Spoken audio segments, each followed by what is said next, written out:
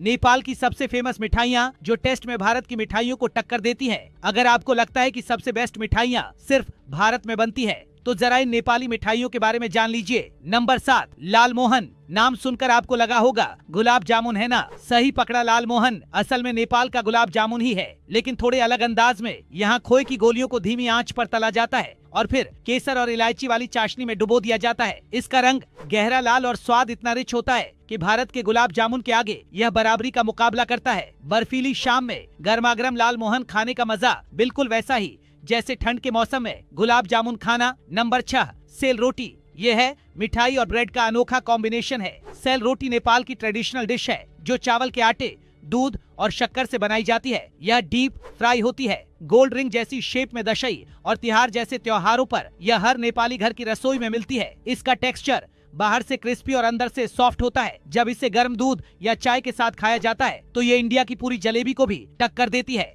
Number 5, पुष्टकारी। पुष्टकारी को आप नेपाल की घरेलू टॉफी कह सकते हैं जो गुड़, दूध और घी से बनाई जाती है और ऊपर से ड्राई फ्रूट्स या नारियल की लेयर दी जाती है। इसका टेस्ट हलवाई की दुकान वाली मिठाई जैसा नहीं बल्कि बिल्कुल देसी घर का बना स्वाद देता है। इसका नाम पुष्ट से आता है यानी ताकत देने वाला। एक बाइट खाओ और लगेगा जैसे सेहत और स्वाद दोनों मिल गए हो। अगर आपको बेसन की बर्फी या तिल लड्डू पसंद है तो पुष्टकारी आपको उसी जोन में ले जाएगी। नंबर 4, लाखामरी। नेपाल की सबसे क्रंची और शाही मिठाइयों में से एक लाखामरी। इसे खास तौर पर शादी ब्याह के मौकों पर बनाया जाता है। आटे, चीनी और घी से बनी इस मिठाई की खासियत है इसका डिजाइन और फूलों की तरह दिखती लाइनें और ऊपर से चमकता हुआ ग्लास टेस्ट। ये भारत की काजू कतली जैसी रिच नहीं है, लेकिन इसके कुरकुरेपन और त्योहार वाले स्वाद के आगे आपके हाथ खुद ब खुद दूसरा पीस उठा लेंगे। नंबर 3, गुड़पाक। गुड़पाक एक ऐसी मिठाई है जो घी, खोया, सूखे मेवे और गुड़ से बनती है। नेपाल में इसे नई बनी माओ को शक्ति देने के लिए दिया जाता है, लेकिन इसका टेस्ट ऐसा है कि हर उम्र वाले इसे छकते ही फैन हो जाते हैं। भारत की पंजीरी